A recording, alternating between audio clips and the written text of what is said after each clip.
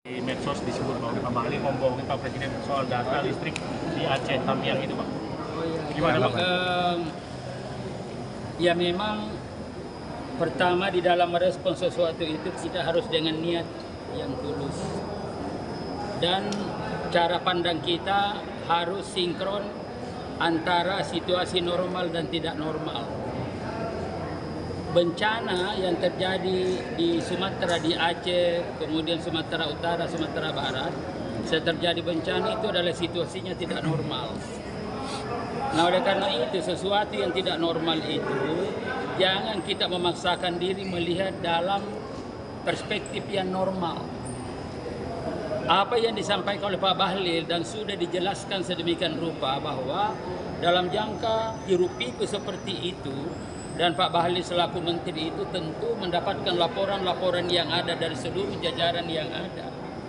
Dan laporan-laporan yang ada itu yang memang sejatinya kalau normal, dalam kondisi normal, komunikasi lancar sedemikian rupa, mestinya dicek dan dikonfrontir, diverifikasi. Dalam bahasanya Pak Ngabalin itu harus ada tabayun dulu dan lain-lain sebagainya.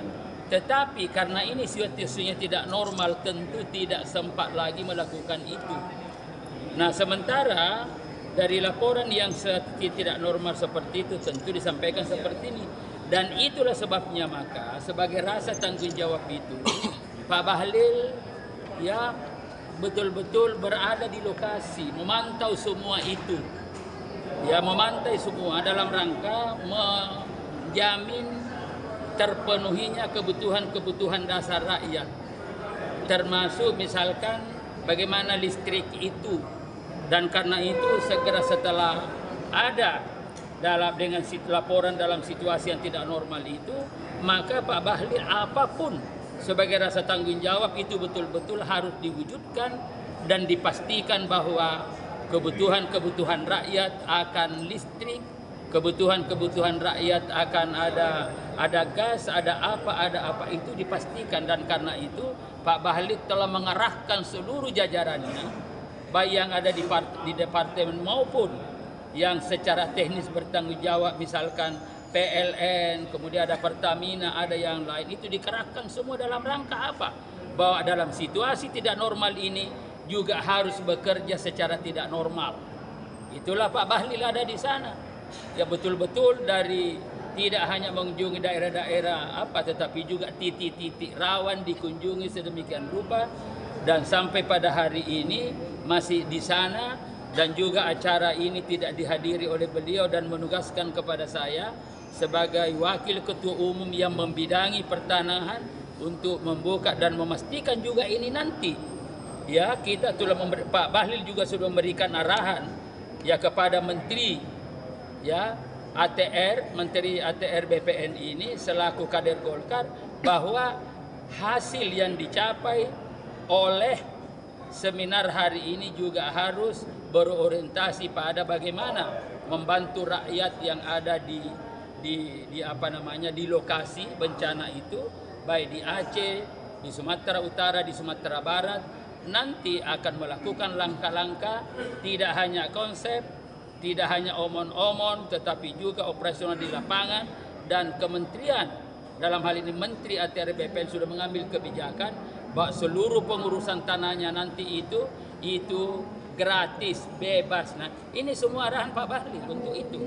Nah, karena itu kami menghimbau kepada kita semuanya bahwa niat baik yang telah dilakukan dan dibuktikan dengan nyata kehadiran Pak Bahlil di lapangan sebagai rasa tanggung jawab, baik sebagai menteri maupun sebagai ketua umum Golkar dalam situasi tidak normal, maka beliau juga mengambil langkah-langkah tidak normal dan sebagai rasa tanggung jawab. Nah, karena itu maka itu baru sinkron. Apabila situasinya tidak normal, kita juga dengan kacamata tidak normal.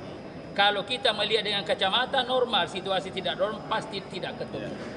Nah, ini saya kira oleh karena itu kita minta kepada kita semuanya adanya kesabaran, kecuali misalkan Pak Bahlil selaku menteri dan selaku ketua umum DPP Partai Golkar setelah begitu ada di Jakarta, tidak.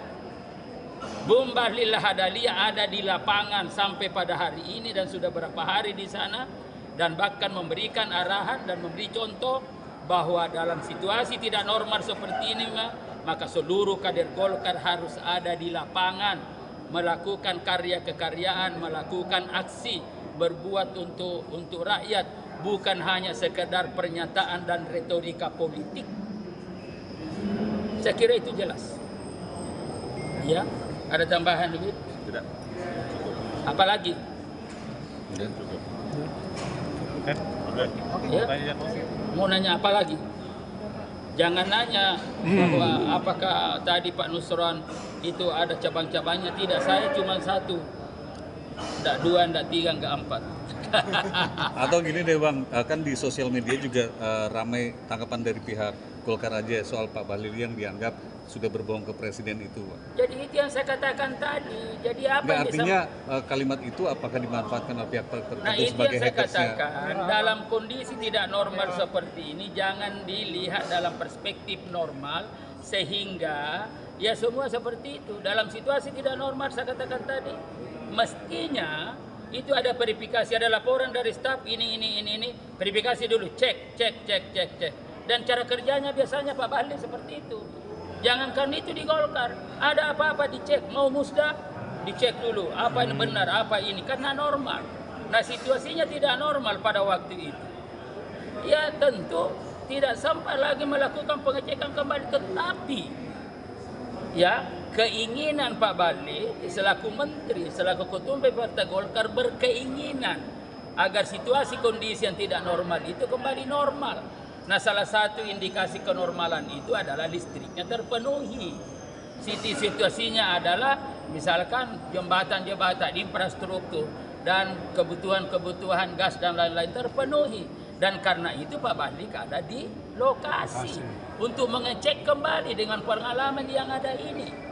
Nah, itulah cara kita berpikir. Jadi pasti salah kalau situasi tidak normal dilihat dalam perspektif normal.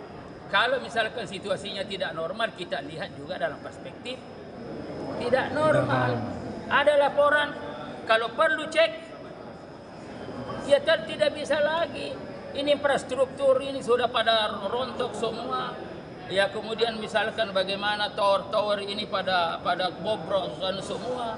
Ya dan lain-lain sebagainya. Dan saya kira perlu waktu untuk melakukan verifikasi. Ya, untuk mencek kembali karena tidak normal. Kalau normal kan gampang. Cepat ke sini. Telepon, cek di sana. Benar gak? Benar.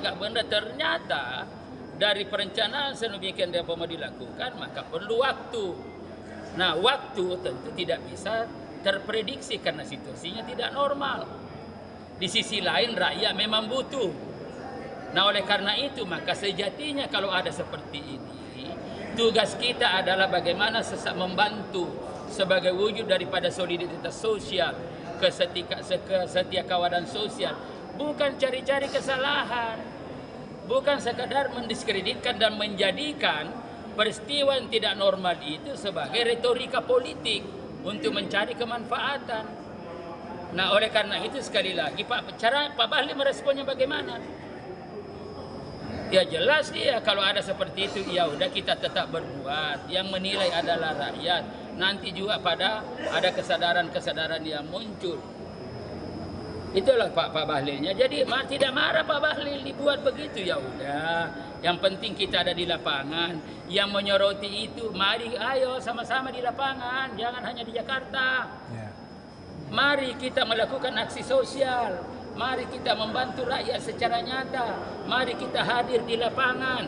Jangan hanya sekedar retorika politik dan menjadikan bencana itu sebagai alat.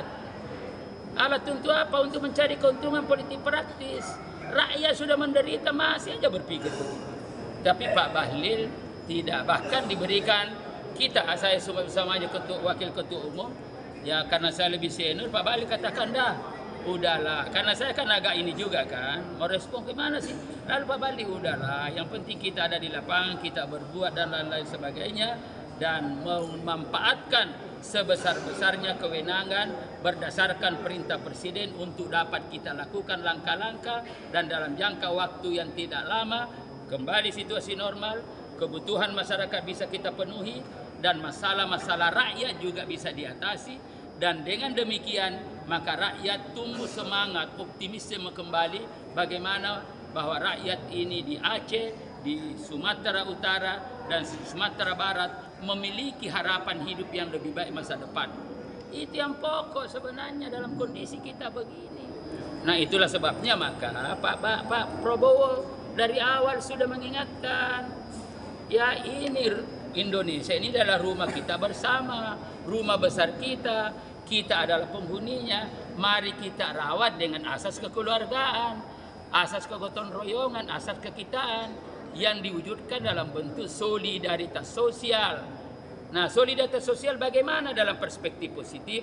Kita harus saling membantu, ya saling mendukung, saling mendorong, bukan saling caci maki. Itu loh masalahnya, dan saya kira ini loh yang kita sebagai bangsa, ya saya kira itu.